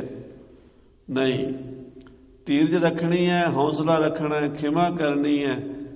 ਗੁਰੂ ਅਰਜਨ ਦੇਵ ਜੀ ਤੋਂ ਵੱਧ ਕੇ ਤਾਕਤਵਰ ਦੁਨੀਆ ਤੇ ਕੋਈ ਨਹੀਂ ਹੋਇਆ। ਐਡੀ ਤਾਕਤਾਂ ਦੇ ਮਾਲਕ, ਜਲ ਤੇ ਥਲ ਕਰ ਥਲ ਤੇ ਕੂਆਂ, ਕੂਪ ਤੇ ਮੇਰ ਕਰਾਵੇ, ਧਰਤੀ ਤੇ ਆਕਾਸ਼ ਚੜਾਵੇ, ਚੜੇ ਆਕਾਸ਼ ਗਿਰਾਵੇ। ਸਾਰੀ ਧਰਤੀ ਪੁੱਠੀ ਕਰ ਸਕਦੇ ਸਨ ਬਚਨ ਦੇ ਨਾਲ। ਤੱਤੀਆਂ ਤਵੀਆਂ ਤੇ ਬਹਿ ਗਏ, ਤੱਤਾ ਰੇਤਾ ਸੀਸ 'ਚ ਪਵਾ ਲਿਆ, ਭਾਣਾ ਮਿੱਠਾ ਕਰਕੇ ਮੰਨ ਲਿਆ। ਕੋਈ ਕੌੜਾ ਬਚਨ ਮੂੰਹ ਤੋਂ ਨਹੀਂ ਕਿਹਾ, ਕੋਈ ਸਰਾਪ ਨਹੀਂ ਦਿੱਤਾ ਚੰਦੂ ਨੂੰ, ਕੋਈ ਕਿਸੇ ਤਰ੍ਹਾਂ ਦਾ। ਸਾਈਂ ਮੀਆਂ ਮੀਰ ਕਹਿਣ ਲੱਗੇ, ਮੈਨੂੰ ਹੁਕਮ ਦਿਓ ਦਿੱਲੀ ਤੇ ਲਾਹੌਰ ਦੀ ਇੱਟ ਨਾਲ ਇੱਟ ਖੜਕਾ ਦਿਆਂ, ਮੈਂ ਬਰਦਾਸ਼ਤ ਨਹੀਂ ਕਰ ਸਕਦਾ, ਮੈਥੋਂ ਦੇਖਿਆ ਨਹੀਂ ਜਾ ਰਿਹਾ, ਤੁਸੀਂ ਤੱਤੀਆਂ ਤਵੀਆਂ ਤੇ ਬੈਠੇ ਹੋ, ਇਹ ਪਾਪੀ ਕੀ ਕਰ ਰਹੇ ਨੇ। ਤੇ ਮਹਾਰਾਜ ਗੁਰੂ ਅਰਜਨ ਦੇਵ ਜੀ ਉਹ ਸਾਈਂ ਮੀਆਂ ਮੀਰ ਨੂੰ ਕਹਿਣ ਲੱਗੇ, ਮੀਆਂ ਛੋੜੋ ਪ੍ਰੀਤੀ ਚਾਮ ਸੇ, ਕਿਆ ਹੁਆ ਤਨ ਜਲ ਰਹਾ, ਮਨ ਸ਼ਾਂਤ ਹੈ ਹਰੀ ਨਾਮ ਸੇ।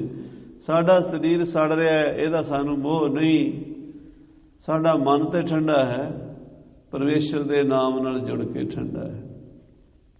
ਮੀਆਂ ਮੀਰ ਨੂੰ ਹਿੰਦ ਦੇ ਪੀਰ ਕਹਿੰਦੇ, ਐਡਾ ਗੁੱਸਾ ਫਕੀਰਾਂ ਨੂੰ ਚਾਹੀਦਾ ਨਹੀਂ। ਜੇਕਰ ਇੱਕ ਅੱਧਾ ਜ਼ਾਲਮ ਜ਼ੁਲਮ ਕਰਦਾ, ਬਦਲੇ ਉਸ ਦੇ ਦੇਸ ਸਤਾਈ ਦਾ ਨਹੀਂ। ਕਹਿਣ ਲੱਗੇ, ਇਹ ਚੰਦੂ ਦੇ ਜਾਂ ਜਹਾਂਗੀਰ ਦੇ ਕਰਕੇ ਬਾਕੀ ਦੁਨੀਆ ਨੂੰ ਕਿਉਂ ਬਰਬਾਦ ਕਰੀਏ। ਦਿੱਲੀ ਤੇ ਲਾਹੌਰ ਦੀ ਇੰਟਰਨੈਟ ਖੜਕਾ ਸਕਦੇ ਹਾਂ, ਬਰਬਾਦ ਕਰ ਸਕਦੇ ਹਾਂ, ਪਰ ਬੇਗੁਨਾਹਾਂ ਨੂੰ ਨਹੀਂ ਸਜ਼ਾ ਦੇਣੀ। ਇਹ ਗੁਰੂ ਅਰਜਨ ਦੇਵ ਜੀ ਮਹਾਰਾਜ ਦੀ ਖਿਮਾ ਹੈ, ਉਹਨਾਂ ਦੀ ਧੀਰਜ ਹੈ। ਗੁਰੂ ਹਰਗੋਬਿੰਦ ਸਾਹਿਬ ਨੂੰ ਵੀ ਕਹਿ ਰਹੇ ਨੇ ਕਿ ਇਹ ਗੁਰੂ ਨਾਨਕ ਦੀ ਸਿੱਖਿਆ ਹੈ। ਹਾਂਜੀ, ਰਾਮਚੰਦ ਸ੍ਰੀ ਕ੍ਰਿਸ਼ਨ ਮਹਾਨੇ। ਪੁਰਾਣੇ ਸਮਿਆਂ ਵਿੱਚ ਵੀ ਸ੍ਰੀ ਰਾਮਚੰਦਰ ਜੀ ਕ੍ਰਿਸ਼ਨ ਜੀ ਵਰਗੇ ਮਹਾਂਪੁਰਸ਼ ਹੋਏ ਨੇ। ਬਲ ਕਰ ਰਣ ਆਦਿਕ ਵਿਦ ਠਾਨੇ। ਉਹਨਾਂ ਨੇ ਵੀ ਜੰਗ ਲੜੇ ਨੇ, ਉਹਨਾਂ ਨੇ ਤੀਰ ਚਲਾਏ ਨੇ, ਤਲਵਾਰਾਂ ਚਲਾਈਆਂ ਨੇ, ਜੰਗ ਕੀਤਾ ਹੈ, ਪਰ ਉਹਨਾਂ ਨੇ ਕਰਾਮਾਤ ਨਾਲ ਦੁਸ਼ਮਣ ਨੂੰ ਨਹੀਂ ਮਾਰਿਆ।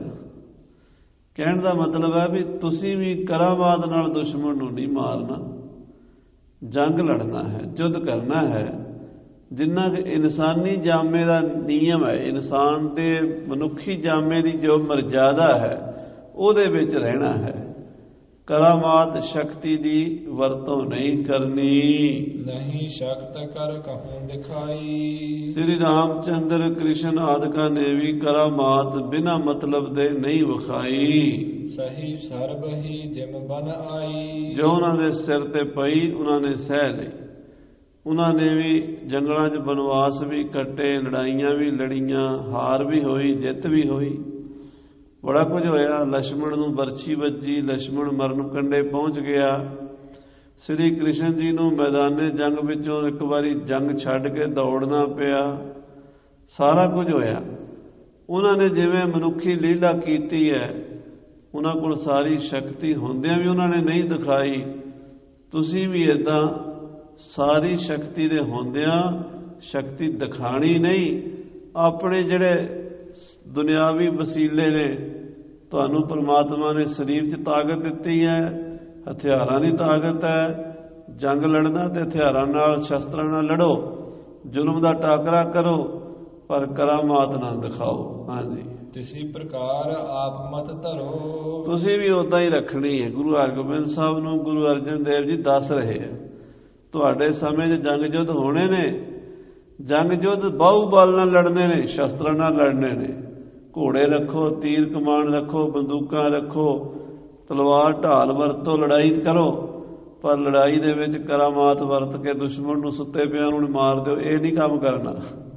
ਆਪਣੀ ਆਤਮਿਕ ਸ਼ਕਤੀ, ਆਪਣੀ ਜਿਹੜੀ ਵਿਲ ਪਾਵਰ ਹੈ, ਰੂਹਾਨੀ ਸ਼ਕਤੀ ਹੈ, ਉਹ ਤੁਸੀਂ ਯੂਜ਼ ਨਹੀਂ ਕਰਨੀ ਕਿਸੇ ਤਰ੍ਹਾਂ ਵੀ। ਹਾਂਜੀ, ਨਹੀਂ ਬਿਦਤ ਅਜਮਤ ਕਿਤ ਕਰੋ। ਆਪਣੀ ਅਜਮਤ ਨੂੰ, ਆਪਣੀ ਸ਼ਕਤੀ ਨੂੰ ਕਿਤੇ ਪ੍ਰਗਟ ਨਾ ਕਰਿਆ ਜੇ। ਇਹ ਮਹਾਰਾਜ ਪੰਜਵੇਂ ਪਾਤਸ਼ਾਹ ਜੀ ਗੁਰੂ ਹਰਗੋਬਿੰਦ ਸਾਹਿਬ ਨੂੰ ਸਮਝਾ ਰਹੇ ਨੇ। ਹਾਂਜੀ, ਪੁਰਸ਼ੋਤਮ ਜੇ ਕਰ ਦਿਖਰਾਈ। ਜੇ ਕਿਤੇ ਮਹਾਂਪੁਰਸ਼ਾਂ ਨੇ ਕਰਾਮਾਤ ਦਿਖਾਈ ਵੀ ਹੈ, ਮਹਾਂਪੁਰਸ਼ਾਂ ਨੂੰ ਕਈ ਵਾਰੀ ਕਰਾਮਾਤ ਦਿਖਾਣੀ ਪੈਂਦੀ ਹੈ, ਉਹਨਾਂ ਨੇ ਕਰਕੇ ਦਿਖਾਈ ਵੀ ਹੈ। ਹਾਂਜੀ, ਹਿਤ ਮਰਜਾਦ ਕੈ ਜਨਨ ਸਹਾਈ। ਉਹ ਦੋ ਗੱਲਾਂ ਕਰਕੇ ਦਿਖਾਈ ਹੈ, ਜਾਂ ਤਾਂ ਮਰਜ਼ਾਦਾ ਨੂੰ ਸਥਾਪਿਤ ਕਰਨ ਲਈ, ਰੱਖਣ ਲਈ, ਮਰਜ਼ਾਦਾ ਨਾ ਵਿਗੜ ਜਾਵੇ, ਲੋਕੀ ਨਾਸਤਕ ਨਾ ਹੋ ਜਾਣ, ਪਰਮਾਤਮਾ ਦੀ ਸ਼ਕਤੀ ਤੋਂ ਮਨੁੱਕਰ ਨਾ ਹੋ ਜਾਣ। ਦੂਸਰਾ ਜਿਹੜੇ ਉਹਨਾਂ ਦੇ ਸੇਵਕ, ਉਹਨਾਂ ਦੀ ਸਹਾਇਤਾ ਕਰਨ ਦੀ ਲੋੜ ਪਈ, ਮਦਦ ਕਰਨ ਦੀ ਲੋੜ ਪਈ ਤਾਂ ਉਹਨਾਂ ਨੇ ਵਰਤੀ। ਪਰ ਹਰ ਥਾਂ ਤੇ ਬਿਨਾਂ ਮਤਲਬ ਦੇ ਜਾਦੂਗਰਾਂ ਦੀ ਤਰ੍ਹਾਂ, ਜਿਵੇਂ ਮੈਜਿਕ ਕਰਨ ਵਾਲੇ ਹਰ ਥਾਂ ਤੇ ਕਰੀ ਜਾਂਦੇ ਤਮਾਸ਼ਾ, ਇੱਦਾਂ ਨਹੀਂ ਕੀਤਾ।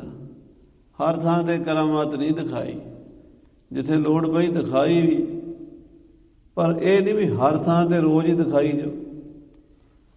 ਇਹ ਫਰਕ ਹੈ। ਕਈ ਲੋਕ ਅੱਜ ਕੱਲ੍ਹ ਨਾ ਇਹ ਕਰਾਮਾਤ ਦੇ ਨਾਂ ਤੇ ਬੜੇ ਜ਼ਿਆਦਾ ਸੱਸੋਪੰਜ ਵਿੱਚ ਪਏ ਹੋਏ। ਕਈ ਕਹਿੰਦੇ ਗੁਰਮਤਿ 'ਚ ਕਰਾਮਾਤ ਹੈ ਹੀ ਕੋਈ ਨਹੀਂ। ਪਤਾ ਨਹੀਂ ਕਿੱਥੋਂ ਦਾ ਗਿਆਨ ਕੱਢਿਆ ਉਹਨਾਂ ਨੇ, ਆਪਣੇ ਖਿਆਲ ਪ੍ਰਗਟ ਕਰ ਲਏ, ਕਿਉਂਕਿ ਗੁਰਮਤਿ ਨੂੰ ਸਹੀ ਤਰੀਕੇ ਨਾਲ ਨਹੀਂ ਪੜ੍ਹਿਆ। ਮੈਂ ਮਾਂ ਬੇਨਤੀ ਕਰਾਂ, ਪੜ੍ਹਨਾ ਲਿਖਣਾ ਹਰ ਬੰਦੇ ਦੇ ਵੱਸ ਦੀ ਗੱਲ ਨਹੀਂ ਹੁੰਦੀ। ਮੰਨ ਲਓ ਕੋਈ ਬੰਦਾ ਪੂਰੀ ਕਿਤਾਬ ਵੀ ਪੜ੍ਹ ਲੈਂਦਾ ਹੈ, 100-200 ਪੰਨੇ ਦੀ, 400 ਪੰਨੇ ਦੀ, ਪੂਰੀ ਗਹਿਰਾਈ ਨਾਲ ਫਿਰ ਵੀ ਨਹੀਂ ਪੜ੍ਹ ਸਕਦਾ। ਦੂਜੀ ਵਾਰੀ ਪੜ੍ਹੇ, ਤੀਜੀ ਵਾਰੀ ਪੜ੍ਹੇ, 10 ਵਾਰੀ ਪੜ੍ਹੇ ਤਾਂ ਗੱਲ ਜਾ ਕੇ ਫਿਰ ਵੀ ਕੋਈ ਗੱਲ ਰਹਿ ਜਾਣੀ ਹੈ। ਗੁਰਮਤਿ ਦਾ ਖਜ਼ਾਨਾ ਐਡਾ ਵੱਡਾ, ਇਹਨੂੰ ਇੱਕੋ ਵਾਰੀ ਥੋੜ੍ਹੀ ਬਾਣੀ ਅਖਬਾਰਾਂ 'ਚੋਂ, ਇੰਟਰਨੈਟ ਤੋਂ, ਵਟਸਐਪ ਤੋਂ, ਫੇਸਬੁੱਕ ਤੋਂ ਪੜ੍ਹ ਕੇ ਸਮਝ ਨਹੀਂ ਆਉਂਦੀ। ਗੁਰਮਤਿ 'ਚ ਕਰਾਮਾਤ ਨਹੀਂ, ਇਹ ਗੱਲ ਨਹੀਂ ਹੈ। ਕਰਾਮਾਤ ਤਾਂ ਹੈ, ਪਰ ਕਰਾਮਾਤ ਦਿਖਾਣੀ ਨਹੀਂ। ਦਿਖਾਣੀ ਵੀ ਕਿੱਥੇ ਨਹੀਂ, ਇੱਥੇ ਵੀ ਦੋ ਗੱਲਾਂ ਨੇ। ਕਿਸੇ ਨੂੰ ਖੁਸ਼ ਕਰਨ ਲਈ, ਕਿਸੇ ਦੀ ਖੁਸ਼ਾਮਦ ਕਰਨ ਲਈ, ਕਿਸੇ ਬੰਦੇ ਨੂੰ ਆਪਣਾ ਚੇਲਾ ਬਣਾਉਣ ਲਈ, ਉਹਦੇ ਤੇ ਆਪਣਾ ਪ੍ਰਭਾਵ ਪਾਉਣ ਲਈ ਕਰਾਮਾਤ ਨਹੀਂ ਦਿਖਾਣੀ। ਵੀ ਜਿਵੇਂ ਔਰੰਗਜ਼ੇਬ ਕਹਿੰਦਾ ਸੀ ਮੈਨੂੰ ਕਰਾਮਾਤ ਦਿਖਾਓ, ਗੁਰੂ ਤੇਗ ਬਹਾਦਰ ਸਾਹਿਬ ਕਹਿੰਦੇ ਕਰਾਮਾਤ ਕਹਿਰ ਹੈ, ਕਰਾਮਾਤ ਕਹਿਰ ਹੈ। ਕਹਿੰਦੇ ਜੇ ਅੱਜ ਅਸੀਂ ਤੈਨੂੰ ਕਰਾਮਾਤ ਦਿਖਾਈਏ, ਤੂੰ ਸਾਨੂੰ ਤੇ ਛੱਡ ਦੇਗਾ, ਅਸੀਂ ਤਾਂ ਘਰ ਚਲੇ ਜਾਵਾਂਗੇ ਆਰਾਮ ਨਾਲ। ਕੱਲ ਨੂੰ ਕਿਸੇ ਹੋਰ ਸੰਤ ਨੂੰ ਫੜ ਲਏਗਾ, ਉਹਨੂੰ ਵੀ ਕਹੇਗਾ ਕਰਾਮਾਤ ਦਿਖਾ, ਉਹ ਵਿਚਾਰਾ ਕਰਾਮਾਤ ਨਾ ਦਿਖਾਵੇ, ਉਹਦੇ ਕੋਲ ਹੋਵੇ ਨਾ, ਫਿਰ ਤੂੰ ਕਹੇਗਾ ਮੁਸਲਮਾਨ ਬਣ ਜਾਂ ਮਰਨ ਲਈ ਤਿਆਰ ਹੋ ਜਾ। ਉਹ ਵਿਚਾਰਾ ਡਰ ਕੇ ਮੁਸਲਮਾਨ ਬਣ ਜਾਏਗਾ, ਆਪਣਾ ਧਰਮ ਛੱਡ ਦੇਗਾ। ਅਸੀਂ ਇਹੋ ਜਿਹਾ ਰਾਹ ਸਿਖਾ ਕੇ ਜਾਣਾ ਆਪਣੇ ਸਿੱਖਾਂ ਨੂੰ ਵੀ ਸਿਰ ਜਾਵੇ ਤਾਂ ਜਾਵੇ, ਮੇਰਾ ਸਿੱਖੀ ਸਿਦਕ ਨਾ ਜਾਵੇ। ਕਰਾਮਾਤ ਸਾਡੇ ਕੋਲ ਬੜੀ ਹੈ, ਪਰ ਤੈਨੂੰ ਕਿਉਂ ਦਿਖਾਈਏ? ਤੂੰ ਸਾਨੂੰ, ਅਸੀਂ ਤੇਰੇ ਸਾਹਮਣੇ ਜਾਦੂਗਰੀਆਂ ਕਰੀਏ, ਤੂੰ ਕੌਣ ਹੁੰਦਾ ਹੈ ਜਿਹੜਾ ਸਾਡੀਆਂ ਕਰਾਮਾਤਾਂ ਦੇਖੇ? ਸੱਚੇ ਪਾਤਸ਼ਾਹ ਜੀ ਮਹਾਰਾਜ ਸ਼ਹੀਦ ਤਾਂ ਹੋ ਗਏ, ਆਪਣੀ ਸ਼ਕਤੀ ਨੂੰ, ਆਪਣੀ ਕਰਾਮਾਤ ਨੂੰ ਜਾਦੂਗਰਾਂ ਦੀ ਤਰ੍ਹਾਂ ਦਿਖਾਇਆ ਨਹੀਂ, ਤੇ ਆਪਣੀ ਕਰਾਮਾਤ ਦਿਖਾ ਵੀ ਦਿੱਤੀ ਵੀ ਸਤਿਗੁਰਾਂ ਦਾ ਅਸੀਸ ਔਰੰਗੇ ਨੂੰ ਨਹੀਂ ਲੱਭਿਆ, ਧੜ ਔਰੰਗੇ ਨੂੰ ਨਹੀਂ ਲੱਭਿਆ, ਪਰ ਦਿਖਾ ਵੀ ਦਿੱਤੀ। ਪਰ ਉਸ ਮੂਰਖ ਨੂੰ ਸਮਝ ਨਹੀਂ ਆਣ ਦਿੱਤੀ। ਆਖੋ ਸਤਿਨਾਮ ਸ੍ਰੀ ਵਾਹਿਗੁਰੂ। ਮਹਾਰਾਜ ਕਹਿੰਦੇ ਕਰਾਮਾਤ ਦਿਖਾਣੀ ਨਹੀਂ। ਹਾਂ, ਜੇ ਕਿਤੇ ਮਰਿਆਦਾ ਦੀ ਰੱਖਿਆ ਵਾਸਤੇ ਲੋੜ ਪੈ ਜਾਵੇ, ਗੁਰੂ ਕੇ ਸਿੱਖਾਂ ਦਾ ਨਿਸ਼ਚਾ ਵਿਸ਼ਵਾਸ ਅਡੋਲ ਕਰਨਾ ਹੋਵੇ, ਫਿਰ ਮਹਾਂਪੁਰਸ਼ਾਂ ਨੂੰ ਦਿਖਾਣੀ ਵੀ ਪੈਂਦੀ ਹੈ ਤਾਂ ਕਿ ਅਕਾਲ ਪੁਰਖ ਤੋਂ ਬੇਮੁਖ ਨਾ ਹੋ ਜਾਣ, ਨਾਸਤਕ ਨਾ ਹੋ ਜਾਣ। ਹਾਂਜੀ, ਬਿਨਾ ਕਰੇ ਵਿਗ੍ਰਹਿ ਜਹ ਬਾਤ, ਜਿੱਥੇ ਕਰਾਮਾਤ ਕੀਤੇ ਤੋਂ ਬਿਨਾਂ ਗੱਲ ਵਿਗੜਦੀ ਹੋਵੇ, ਹਰ ਤਰ੍ਹਾਂ ਦਾ ਲੋਕਾਂ ਦੀ ਸ਼ਰਧਾ ਟੁੱਟਣ ਦਾ ਹੋਰ ਕੋਈ ਕਾਰਨ ਬਣਦਾ ਹੋਵੇ, ਤਹਾਂ ਕਰਤ ਹੈ ਨਿਤ ਚਿਤ ਸ਼ਾਂਤ, ਸ਼ਾਂਤੀ ਨਾਲ ਮਹਾਂਪੁਰਸ਼ ਅਚਾਨਕ ਹੀ ਉੱਥੇ ਕੌਤਕ ਵਰਤਾ ਦਿੰਦੇ ਨੇ। ਉਹ ਕਰਾਮਾਤ ਨਹੀਂ ਹੁੰਦੀ, ਹੁੰਦਾ ਤੇ ਕੌਤਕ ਹੀ ਹੈ ਮਹਾਂਪੁਰਸ਼ਾਂ ਦਾ। ਉਹਨੂੰ ਕੋਈ ਕਰਾਮਾਤ ਕਹਿ ਲਏ, ਕੋਈ ਉਹਨੂੰ ਕਲਾ ਕਹਿ ਲਏ, ਕੋਈ ਸ਼ਕਤੀ ਕਹਿ ਲਏ, ਕੋਈ ਅਜ਼ਮਤ ਕਹਿ ਲਏ, ਉਹਦੀ ਭਾਵਨਾ ਹੈ। ਸ਼ਬਦ ਹੀ ਨੇ ਜਿਹੜੇ ਮਰਜ਼ੀ ਬੋਲ ਲਓ। ਮਹਾਂਪੁਰਸ਼ ਧਰਮ ਦੀ ਮਰਜ਼ਾਦਾ ਰੱਖਣ ਲਈ ਕਈ ਵਾਰੀ ਕਰਦੇ ਨੇ, ਪਰ ਹਰ ਥਾਂ ਤੇ ਨਹੀਂ ਤੁਰੇ ਫਿਰਦੇ ਵੀ ਆਓ ਸਾਡੀਆਂ ਕਰਾਮਾਤਾਂ ਦੇਖੋ, ਆਓ। ਅੱਜ ਕੱਲ੍ਹ ਤੇ ਸ਼ੋਅ ਹੀ ਚੱਲ ਪਏ ਨਾ, ਆਖੇ ਜੀ ਆਓ ਤੁਹਾਡੇ ਕੰਮ ਕਰੀਏ, ਤੁਹਾਡੇ ਆਹ ਕੰਮ ਹੋ ਜਾਣਗੇ, ਉਹ ਕੰਮ ਹੋ ਜਾਣਗੇ, ਤੁਹਾਨੂੰ ਹੱਥਾਂ 'ਚ ਚੁਟਕੀਆਂ ਵਿੱਚ ਸਰੋਂ ਜਮਾ ਕੇ ਦਿਖਾ ਦਿਆਂਗੇ। ਇੱਦਾਂ ਦੀਆਂ ਗੱਲਾਂ, ਇਹ ਨਹੀਂ ਗੁਰਮੁਖ ਪਿਆਰੇ, ਰੱਬ ਦੇ ਪਿਆਰੇ ਨਹੀਂ ਇੱਦਾਂ ਕਰਦੇ। ਉਹ ਕਹਿੰਦੇ ਉਹਦੇ ਭਾਣੇ ਵਿੱਚ ਰਹਿਣਾ, ਉਹਦੀ ਰਜਾ ਵਿੱਚ ਰਹਿਣਾ, ਭਾਣੇ ਤੋਂ ਬਾਹਰ ਨਹੀਂ ਹੁੰਦੇ। ਹੁੰਦੀ ਸਾਰੀ ਸ਼ਕਤੀ ਉਹਨਾਂ ਦੇ ਕੋਲ ਹੈ, ਪਰ ਉਹ ਆਪਣੀ ਸ਼ਕਤੀ ਦਾ ਪ੍ਰਦਰਸ਼ਨ ਨਹੀਂ ਕਰਦੇ। ਜਾਮ ਜਾਮਨੀ ਕਰੋ ਇਸ਼ਨਾਨ, ਫਿਰ ਮਹਾਰਾਜ ਕਹਿੰਦੇ ਨਿਤਨੇਮ ਕੀ ਹੈ? ਸਵਾ ਪਹਿਰ ਰਾਤ ਰਹਿੰਦੀ ਉੱਠ ਕੇ ਇਸ਼ਨਾਨ ਕਰਨਾ, ਅੰਮ੍ਰਿਤ ਵੇਲੇ 2 ਵਜੇ 2:30 ਵਜੇ ਇਸ਼ਨਾਨ ਕਰਨਾ ਹੈ। ਸੁਨੋ ਕੀਰਤਨ ਪ੍ਰਭ ਨਿਰਵਾਨ, ਫਿਰ ਇਸ਼ਨਾਨ ਕਰਕੇ ਮਹਾਰਾਜ ਦੀ ਬਾਣੀ ਦਾ ਕੀਰਤਨ ਸੁਣਨਾ। ਇਹ ਗੁਰੂ ਹਰਗੋਬਿੰਦ ਸਾਹਿਬ ਜੀ ਨੂੰ ਗੁਰੂ ਅਰਜਨ ਦੇਵ ਜੀ ਦੱਸ ਰਹੇ ਨੇ। 11 ਸਾਲ ਦੀ ਉਮਰ ਹੈ ਗੁਰੂ ਹਰਗੋਬਿੰਦ ਸਾਹਿਬ ਜੀ ਦੀ, 11 ਸਾਲ ਦੀ। ਤੇ ਮਹਾਰਾਜ ਪੰਜਵੇਂ ਪਾਤਸ਼ਾਹ ਆਪਣੇ ਪੁੱਤਰ ਨੂੰ ਮਰਜ਼ਾਦਾ ਦੱਸ ਰਹੇ ਨੇ ਕਿ ਤੁਸੀਂ ਗੁਰੂ ਬਣ ਗਏ ਹੋ, ਤੁਸੀਂ ਅੰਮ੍ਰਿਤ ਵੇਲੇ ਉੱਠਣਾ ਜ਼ਰੂਰੀ, ਪੱਕਾ ਨੇਮ ਰੱਖਣਾ, ਇਸ ਨੇਮ ਦੇ ਵਿੱਚ ਵਿਘਨ ਨਹੀਂ ਪੈਣ ਦੇਣਾ। 10 ਪਾਤਸ਼ਾਹੀਆਂ ਨੇ ਸਾਰੀ ਉਮਰ ਇਹ ਨੇਮ ਨਿਭਾਇਆ। ਸਵਾ ਪਹਿਰ ਰਾਤ ਰਹਿੰਦੀ, 2-2:30 ਵਜੇ ਇਸ਼ਨਾਨ ਕਰ ਲੈਂਦੇ ਸੀ। ਗੁਰੂ ਨਾਨਕ ਸਾਹਿਬ ਤੋਂ ਲੈ ਕੇ ਗੁਰੂ ਗੋਬਿੰਦ ਸਿੰਘ ਸਾਰੇ ਗੁਰੂਆਂ ਦਾ ਤੇ ਗੁਰਸਿੱਖਾਂ ਦਾ ਵੀ ਇਹ ਨੇਮ ਰਿਹਾ। ਹੁਣ ਮੇਰੇ ਵਰਗੇ ਉੱਠ ਨਹੀਂ ਸਕਦੇ, ਦੂਜਿਆਂ ਨੂੰ ਵੀ ਮੈਂ ਕਹੀ ਜਾਵਾਂ ਵੀ ਤੁਸੀਂ ਵੀ ਨਾ ਉੱਠੋ, ਮਾੜੀ ਗੱਲ ਹੈ। ਅੰਮ੍ਰਿਤ ਵੇਲਾ ਸੱਚ ਨਾਮ ਵਡਿਆਈ ਵਿਚਾਰ, ਇਹ ਸਭ ਤੋਂ ਵੱਡੀ ਚੀਜ਼ ਹੈ। ਹਾਂਜੀ, ਜਗਤ ਅਨਿਤ ਆਤਮਾ ਸਾਚੋ, ਫਿਰ ਮਹਾਰਾਜ ਕਹਿੰਦੇ ਇਹ ਸੰਸਾਰ ਨੂੰ ਝੂਠਾ ਸਮਝਣਾ। ਜੋ ਕੁਝ ਦਿਖ ਰਿਹਾ ਨਾ, ਇਹ ਇਦਾਂ ਨਹੀਂ ਰਹਿਣਾ, ਇਹ ਮਾਇਆ ਹੈ, ਇਹ ਝੂਠ ਹੈ, ਇਹ ਜਾਦੂਗਰੀ ਦੀ ਖੇਡ ਹੈ, ਇਹ ਸੁਪਨਾ ਹੈ। ਆਤਮਾ ਸੱਚੀ ਹੈ, ਬਾਕੀ ਸਭ ਕੁਝ ਝੂਠ ਹੈ। ਜਗਤ ਅਨਿਤ ਆਤਮਾ ਸਾਚੋ, ਅੰਦਰ ਬੈਠੀ ਜੋਤ ਵਾਹਿਗੁਰੂ ਦੀ ਸੱਚੀ ਹੈ। ਇਹ ਦੇਖਣ ਵਾਲਾ ਸੱਚਾ ਹੈ, ਪਰ ਦਿਸਣ ਵਾਲਾ ਸਭ ਕੁਝ ਝੂਠ ਹੈ। ਹਾਂਜੀ, ਇਹ ਮਲਖ ਸਤ ਸੰਗਤ ਚਿਤ ਚਾਚੋ, ਇਹ ਜਾਣ ਕੇ ਆਪਣਾ ਧਿਆਨ ਸਤ ਸੰਗਤ 'ਚ ਰੱਖਣਾ ਹੈ। ਸਾਧੂਆਂ ਸੰਤਾਂ ਮਹਾਂਪੁਰਸ਼ਾਂ ਰੱਬ ਦੇ ਪਿਆਰਿਆਂ ਦੀ ਸੰਗਤ ਵਿੱਚ ਪਿਆਰ ਪਾਣਾ, ਮਾਇਆ ਦੇ ਝੂਠੇ ਪਦਾਰਥਾਂ ਵਿੱਚ ਮੋਹ ਨਹੀਂ ਪਾਣਾ। ਹਾਂਜੀ, ਪਾਏ ਪੁੱਤਰ ਕੋ ਗੁਰੂ ਬਹਾਨਾ, ਆ ਸਾਹਿਬ ਸ੍ਰੀ ਗੁਰੂ ਅਰਜਨ ਦੇਵ ਜੀ ਗੁਰੂ ਹਰਗੋਬਿੰਦ ਸਾਹਿਬ ਨੂੰ ਨਹੀਂ ਸਿੱਖਿਆ ਦੇ ਰਹੇ, ਇਹ ਸਾਰੀ ਦੁਨੀਆ ਨੂੰ ਹੀ ਦੇ ਰਹੇ ਨੇ। ਸਾਡਾ ਪੁੱਤਰ ਦਾ ਤੇ ਬਹਾਨਾ ਹੀ ਹੈ, ਗੁਰੂ ਹਰਗੋਬਿੰਦ ਸਾਹਿਬ ਦਾ ਤਾਂ ਬਹਾਨਾ ਹੀ ਹੈ। ਇਹ ਸਾਨੂੰ ਸਾਰਿਆਂ ਨੂੰ ਮਰਜ਼ਾਦਾ ਦੱਸ ਰਹੇ ਨੇ। ਸੰਗਤ ਕੋ ਉਪਦੇਸ਼ ਬਖਾਨਾ, ਗੁਰੂ ਹਰਗੋਬਿੰਦ ਸਾਹਿਬ ਦੇ ਬਹਾਨੇ ਸਾਰਿਆਂ ਨੂੰ ਹੀ ਉਪਦੇਸ਼ ਦੇ ਦਿੱਤਾ। ਸ੍ਰੀ ਹਰਗੋਬਿੰਦ ਸੁਣ ਕਰ ਧੀਰ, ਜਦੋਂ ਮਹਾਰਾਜ ਜੀ ਗੁਰੂ ਹਰਗੋਬਿੰਦ ਸਾਹਿਬ ਜੀ ਨੇ ਆਪਣੇ ਪਿਤਾ ਗੁਰਦੇਵ ਦੇ ਮੁਖ ਤੋਂ ਇਹ ਬਚਨ ਸੁਣੇ, ਬੜੇ ਧੀਰਜ ਨਾਲ ਸੁਣੇ। ਗੁਰੂ ਜੋਤੀ ਉਹਨਾਂ 'ਚ ਵਿਰਾਜਮਾਨ ਹੋਈ। ਗੁਰੂ ਮਹਾਰਾਜ ਗੁਰਤਾ ਗੱਦੀ ਤੇ ਬੈਠ ਗਏ। 6ਵੇਂ ਪਾਤਸ਼ਾਹ ਕਮਲ ਬਿਲੋਚਨ ਮੋਚੋ ਨੀਰ, ਪਿਤਾ ਜੀ ਦੀਆਂ ਗੱਲਾਂ ਸੁਣ ਕੇ ਅੱਖਾਂ ਵਿੱਚ ਜਲ ਆ ਗਿਆ। ਹੁਣ ਰਹਿ ਨਾ ਸਕਾਂ ਬਿਨ ਦੇਖੇ ਪ੍ਰੀਤਮਾ, ਮੈਂ ਨੀਰ ਵਹੇ ਵਹਿ ਚੱਲੇ ਜੀਓ। ਅੱਖਾਂ ਵਿੱਚ ਜਲ ਭਰ ਗਿਆ।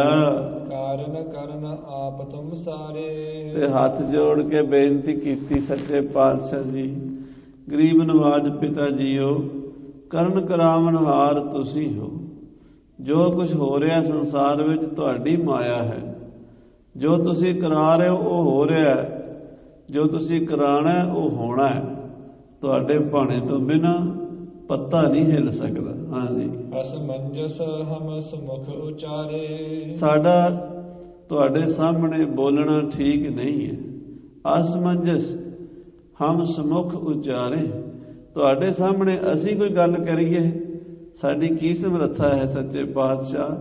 ਤੁਸੀਂ ਸਰਬ ਕਲਾ ਦੇ ਮਾਲਕ ਹੋ, ਅੰਤਰਜਾਮੀ ਹੋ, ਘਟ ਘਟ ਦੀ ਜਾਣਨ ਵਾਲੇ ਹੋ ਔਰ ਪ੍ਰੇਰਕ ਹੋ ਸਾਰੀ ਦੁਨੀਆ ਦੇ। ਤੁਹਾਨੂੰ ਅਸੀਂ ਕੀ ਕਹੀਏ, ਤੁਸੀਂ ਸਭ ਕੁਝ ਜਾਣਦੇ ਹੋ। ਨਿਮ ਕਹਿ ਨੰਮਰ ਗਰੀਬ ਕਰ ਥਿਰੇ। ਏਦਾਂ ਕਹਿ ਕੇ ਸ੍ਰੀ ਹਰਗੋਬਿੰਦ ਜੀ ਨੇ ਗੁਰੂ ਅਰਜਨ ਦੇਵ ਜੀ ਦੇ ਚਰਨਾਂ 'ਚ ਮੱਥਾ ਟੇਕਿਆ, ਸੀਸ ਨੀਵਾਂ ਕਰਕੇ ਬੈਠੇ ਰਹੇ।